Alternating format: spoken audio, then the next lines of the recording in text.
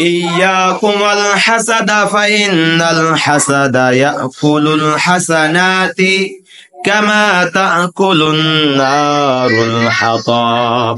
আল্লাহ রাসূল সাল্লাল্লাহু আলাইহি ওয়াসাল্লাম এই হাদিসের ভিতরে বলছেন, তোমরা হিংসা হইতে দূরে থাকো, যা কেননা হিংসা নেকিকে ধ্বংস করিয়া দেয়। এই জন্য হিংসা জিনিসটা খুবই খারাপ। হিংসা পতনের মূল, অহংকার পতনের মূল।